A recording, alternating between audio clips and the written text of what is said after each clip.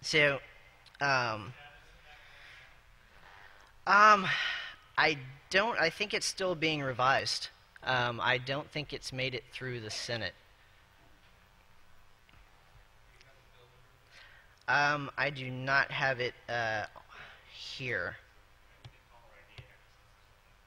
Yeah.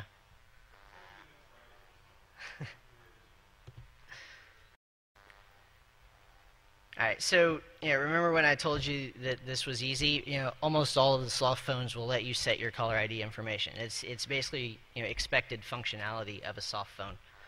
Um, there's also some VoIP service providers out there that will honor the caller ID information that you pass to them, which will then route your calls into the regular PSTN network. And there's one of them right there that if you want to use it. There's also some businesses that have kind of sprung up around this attack. Spoofcard.com will actually spoof your caller ID for you, and you don't even have to do it yourself. Oh yeah, what's the bill number?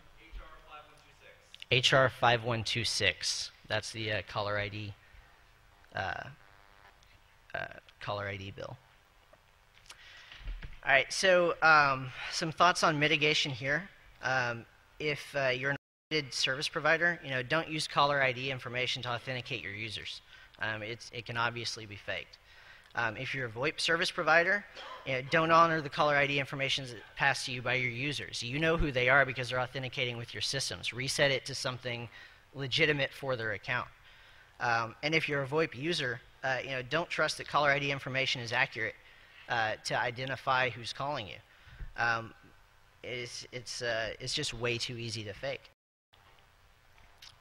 All right, so next we're going to talk about some confidentiality attacks. First, it's probably, like I said, the most well-known VoIP attack. It's called eavesdropping the media channel.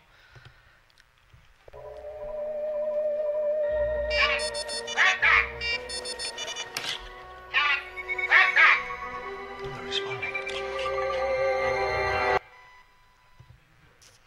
All right, so the problem here is that most VoIP systems currently use RTP. Which is running under UDP and is normally unencrypted.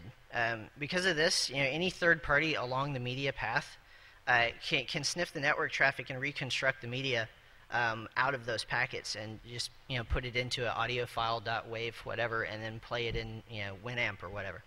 So obviously to perform this attack, all you have to do is be able to sniff and record the traffic, format it correctly. Also note that within VoIP systems, signaling and media are usually separated. So if you can see the signaling and you can't see the media, you combine this with the signaling manipulation attacks earlier to redirect the media, and then you can see it. So at that point, you can redirect it, output it to a file, and play it. So basically what all this means is that calls using RTP are not and can be eavesdropped. So here's a quick example using Wireshark.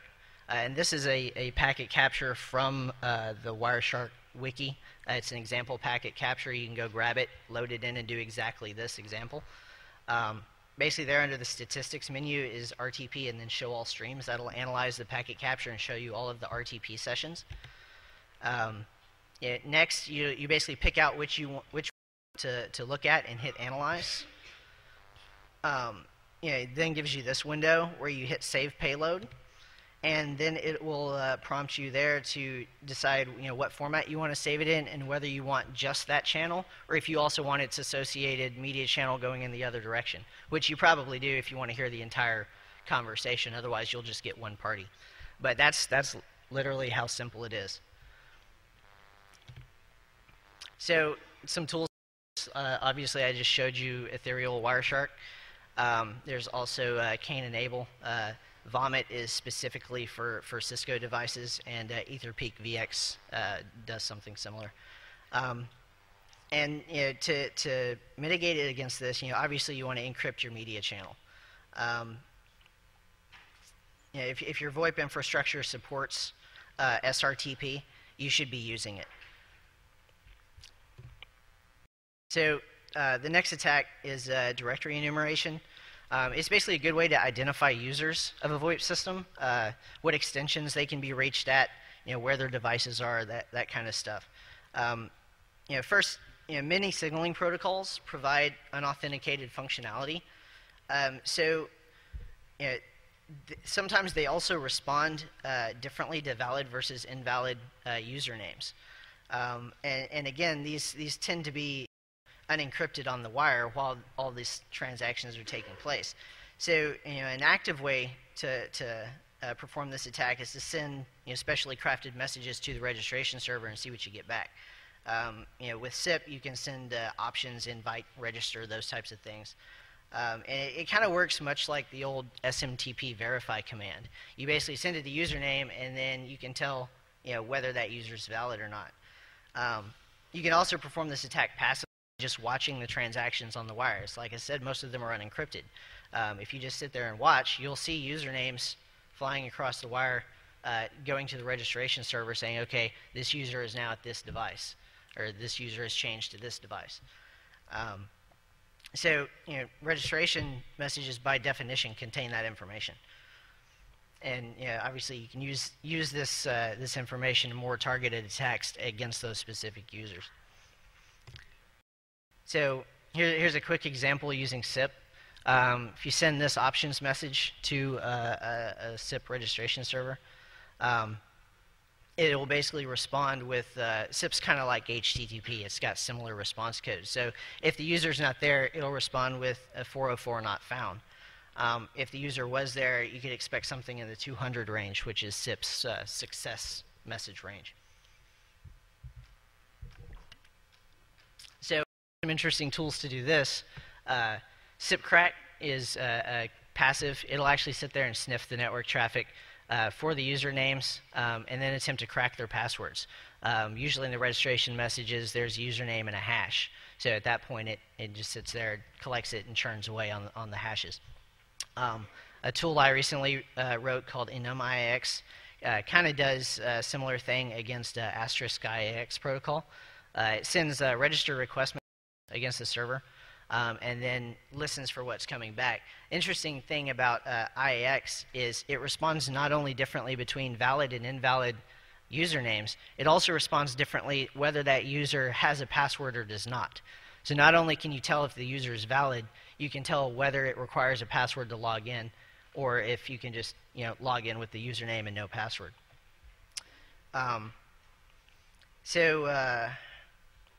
Finally, a tool that David Endler wrote a few months ago called SIPscan. It basically does the same thing as enum.ix against SIP servers. Uses SIP options, invite, and register. A lot of these VoIP protocols are just not securely designed. Not responding differently to valid versus invalid usernames is straight out of Authentication 101. You shouldn't do that. To prevent against these attacks, you have a few options. You can encrypt the signaling channel to prevent passive enumeration, and you can improve the protocols so that they don't respond differently to valid versus invalid usernames.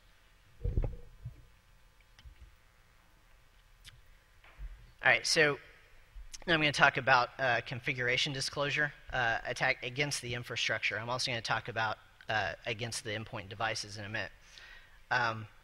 So an interesting thing to note hard phones is that they use either TFTP or FTP to download their configuration file and their firmware image. That usually happens when they boot. TFTP is an insecure protocol. It doesn't require you to authenticate, and it's unencrypted on the wire. If you're using slightly better FTP, it's a little better because it requires authentication, but it's also unencrypted. To perform this attack, if the device is using FTP, first you need to sniff its login credentials. But because it's unencrypted, that's really not that difficult. If the device is using TFTP, you'll also need to sniff or guess the file names of its configuration and firmware that it's trying to receive. Once you've done that little bit of reconnaissance, you can basically grab the files directly from the file server or you can just forego all that and reconstruct the files directly from the wire, since you're sitting there sniffing the traffic anyway. So obviously that requires that you somehow get the phone to perform this boot operation. But I'll talk about that in a few minutes. So you're probably wondering what all is contained in these files that would be useful information. There's usually usernames and passwords for authenticating network. There's lots of useful information about the VoIP network, such as call server addresses, gateways, registration servers, information you would need for some of the earlier attacks that I talked about. And there's usually some information about what services the VoIP network is providing to that device. Some phones that make use of TFTP are Cisco IP phones and 3Com's phones, while Polycom tends to use FTP from seen. Some tools to do this: obviously your packet sniffer again. You can use a little deductive reasoning for guessing file names. Usually Cisco phones have file names based on the MAC address of the device that's requesting them. So if you can see the device doing things and you know what its MAC address is, you can basically then tell exactly what file name it's going to go try to grab from the server. And if those files don't exist, which are usually there for specific configuration, there's also a set of defaults that it'll grab if those aren't there.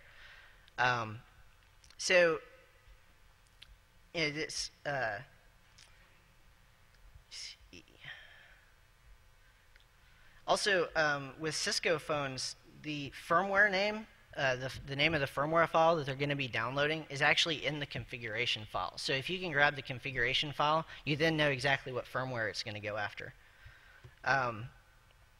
It also, let's see. So to mitigate against these risks, first you can see if there's an alternative to TFTP or FTP that you can use. And also try not to use default file names. If you can change those and have the devices grab them with customized file names, that would at least help prevent against the guessing.